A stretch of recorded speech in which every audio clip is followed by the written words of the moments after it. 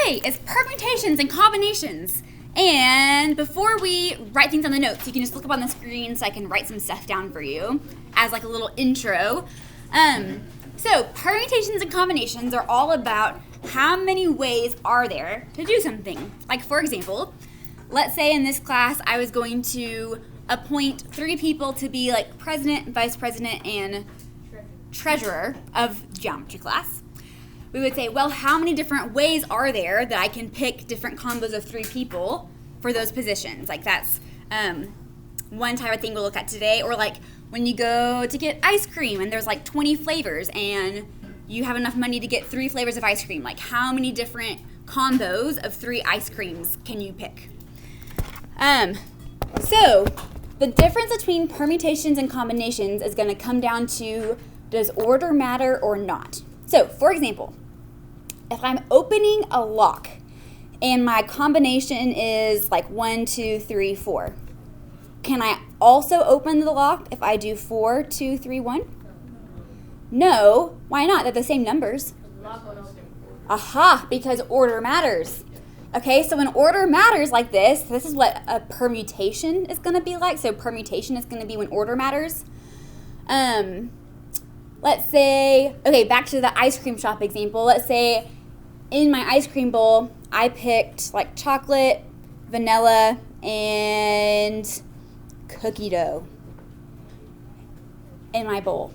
Okay, if I scoop instead cookie dough and then vanilla and then chocolate, do I have the same bowl of ice cream? Yes, but I scooped it in a different order. But order doesn't matter in this case, right? Because I end up with the same result. So when order doesn't matter, that's when we're going to be looking at combinations. Okay, so now to your official notes. So an ordered arrangement of items is called a permutation.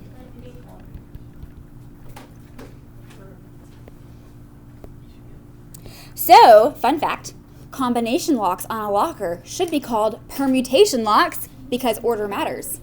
Aha.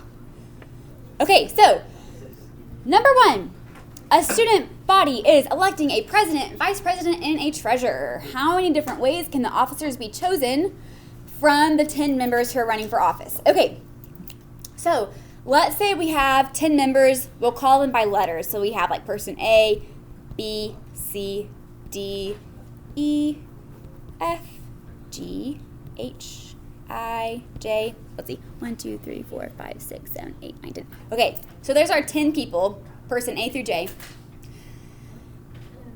So, if we are picking 3 people to be officers, maybe we would have like person A be president, person B be vice president, and person C be treasurer.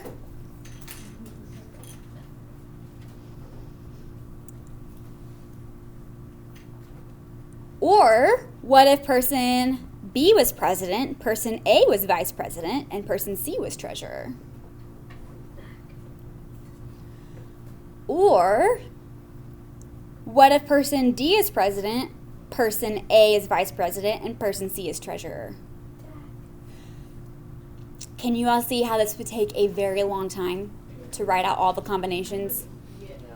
It would. Sounds like we need a formula. We sure do. Okay, so enter the formula for calculating permutations. So in our formula, it looks like this. N stands for the total number of objects that you have. So like for example, our 10 people that we're choosing from, in this case would be our N. And R is the number of objects you're chosen. So like in this case, we're choosing 3 people to be in the position. So 3 would be our R. So that's what the N and the R stand for. And here is the formula.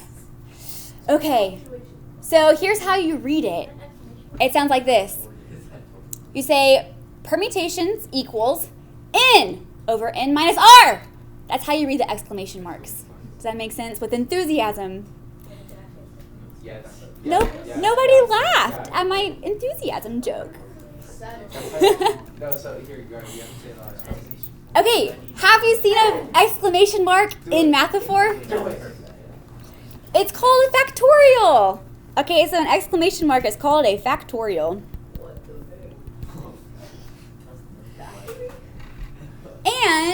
And here's what a factorial does. So you don't have to write this down. You can just look up here for a second. Let's say you have 5 factorial.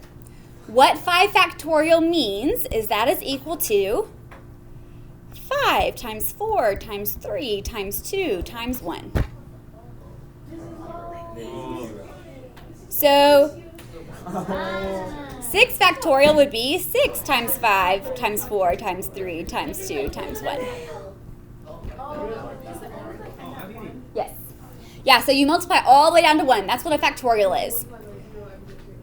So, for example, let's now fill in numbers for this formula. So,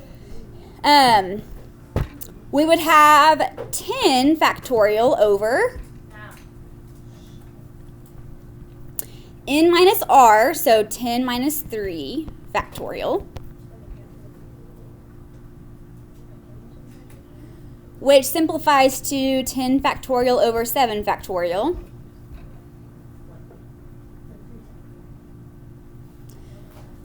Okay, so if we write this out, we'd have 10 times 9 times 8 times 7 times 6 times 5 times 4. Wait, is there a hack put in the calculator? You just have to wait and see. Okay, wait. Look up at the screen. Okay, I wrote it all out. What happens? The 7s. Ooh. Found it. So it's the same as 10 times 9 times 8. Math and prob. And then number 4. But also, you are correct. You can find it on your calculator also, factorials. So you gotta go math. Math.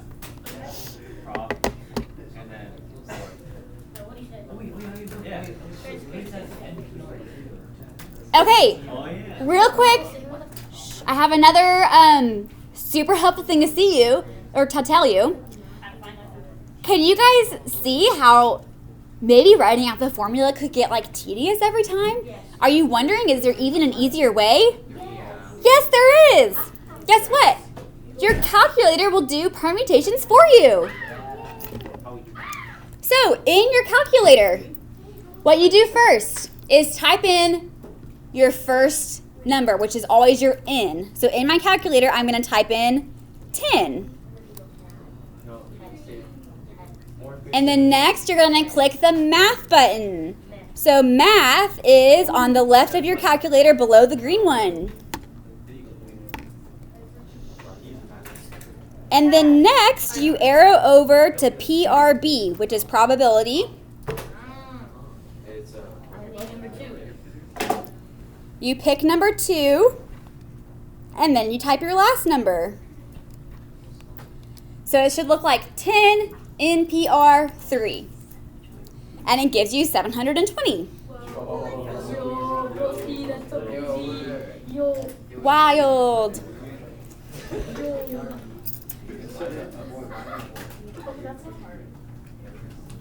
Okay, so let's look at number 2.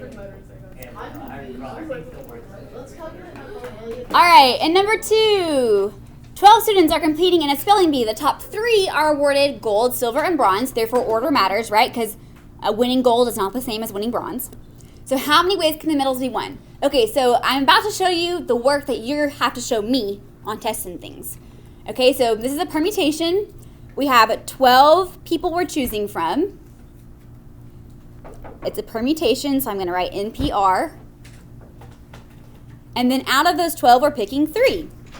So 12 NPR 3. Yeah. I was just wondering if I could interview you like anytime today, like during one of your classes. Totally. Yeah. Come here, okay, thank you. Okay, so and then in your calculator, type in 12, go to math, probability, pick the NPR, type in 3, and you should get this. Project All right. Questions about permutations? Okay, if you guys are good with permutations, you can turn over to the back side and we'll look at some combinations. Because bronze, silver, gold are different things. Wow.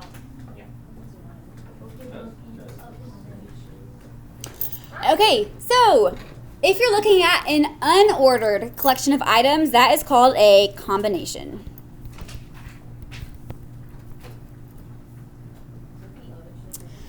So for example, let's say your English class requires you to choose 2 books to read over the summer from a list of 4.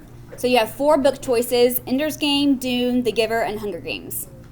Okay, so we can write out these combinations, right? Because you could read Ender's Game and Dune, Ender's Game and The Giver, Ender's Game and Hunger Games. Let's see, you could read Dune and The Giver, or Dune and the Hunger Games, or you could read The Giver and the Hunger Games.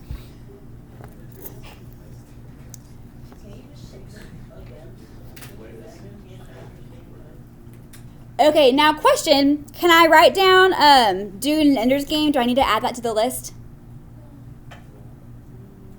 No, right? Because we already have Ender's Game and Dune, and since order doesn't matter, that would just be duplicating something. So we only have 6 options here of different ways you can complete the summer reading assignment. So let's say though you have more books to choose from. Let's say you are choosing 4 books from a list of 12. How many different ways are there in which you can choose books? That would be too much to write out. So enter the formula for combinations. So the formula for combinations is similar. It's n factorial over r factorial times n minus r factorial. So notice the difference in the formulas is the r factorial in the denominator, which is super interesting. That's what divides out all the duplicates. Like, since like Ender's Game and Dune is the same as reading Dune and Ender's Game, the r factorial divides out the duplicates, which is interesting. Okay, so formula-wise, this would look like 12 factorial over 4 factorial times 12 minus 4 factorial, which simplifies to 12 factorial over 4 factorial times 8 factorial. There is a factorial button in your calculator. It's also under math probability. It's like number 4. Or you could just give it to your calculator as a combination, and you could say I have 12 books, it's a combination, and I'm choosing 4.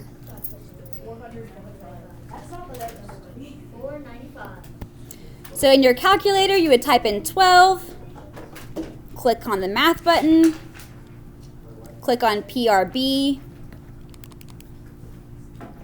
click on number 3, which is the NCR option, and then you type in your last number.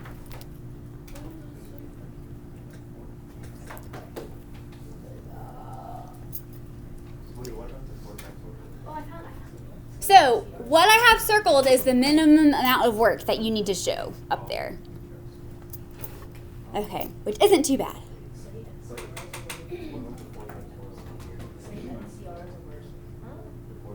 I don't know those. All right. Last but not least, a service club has 15 freshmen. 7 of the freshmen are to be chosen to be on a cleanup crew for the town's annual picnic. First of all, does order matter in this case or not? Is this a combination or a permutation? It's a combination because if you pool 7 people to be on the crew, I mean, they're going to be on the crew no matter which way you pick them. Okay, there's no like special spots on the crew. You're just either on the crew or you're not on the crew. So how many different ways are there to make the crew? 15. Choose 7.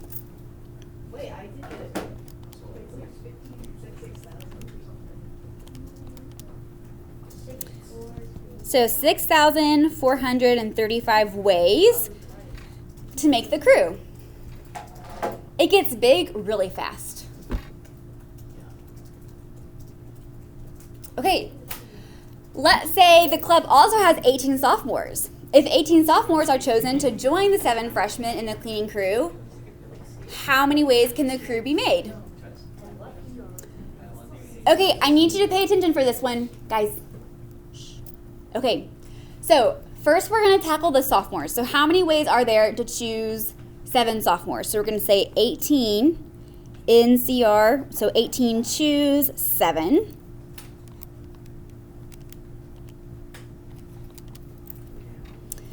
So to choose sophomores, there's 31,824 ways to choose 7 sophomores from a group of 18. But the question's asking, how many ways can the crew be made since the freshmen and the sophomores are combined?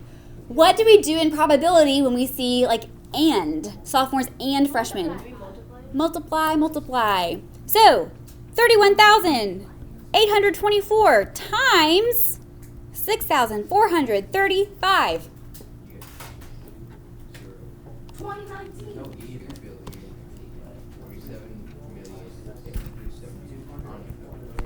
This is a phone number. I